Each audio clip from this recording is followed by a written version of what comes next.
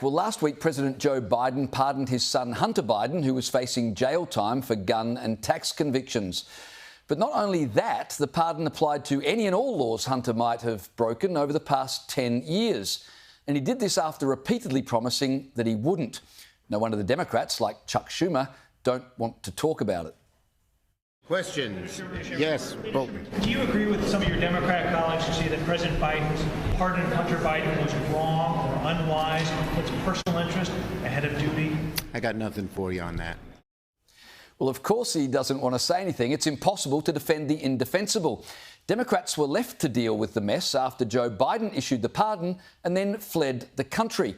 While awkward questions were being asked at home, Biden was in Angola meeting with African leaders. And, well, they don't call him Sleepy Joe for nothing. And it is through such partnerships and innovations that Africa's Agenda 2063 will be realized.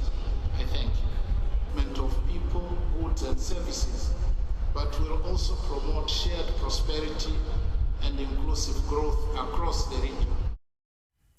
What does it say about Joe Biden's usefulness that no one bothered to wake him up? Let's bring in Sky News contributor Kosha Gada. Kosha, I know it must have been boring, but it couldn't have been that boring. He is breathing new life, James, into that moniker Sleepy Joe, which Trump came up with. It's really interesting. There are 47 days left. He still does hold the most powerful office in the land.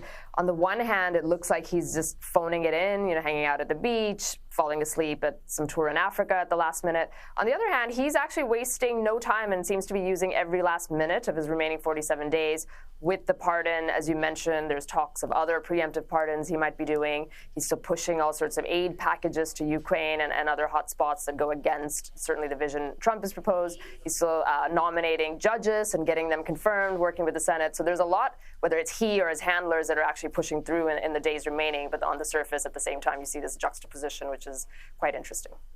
Yeah, well, Kosha, I can't imagine he's pushing anything through at the moment. It must be his handlers.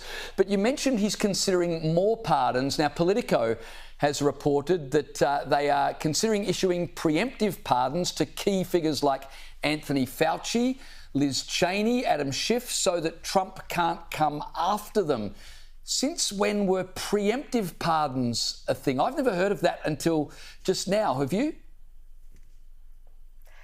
No, this is a boomerang effect of the lawfare, now that infamous term that the Democrat apparatus really waged against Trump and his supporters, and we all know this, the 91 counts and the felony counts and the 4 cases and the multiple indictments and all the rest of it, taking him off the ballot and everything else, his associates having served prison sentences for misdemeanors and all of that.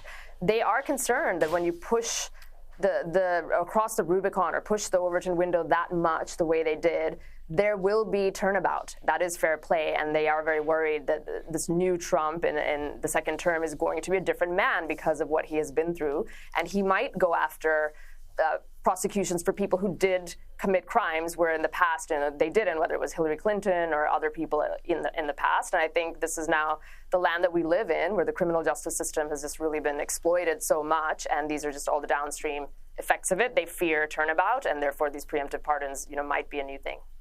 Yeah, well, I would have thought a preemptive pardon is pretty much an admission of guilt. So it'll be very interesting to see how all that plays out. Kosha Gada, that's all I've got time for tonight, but thanks for joining me.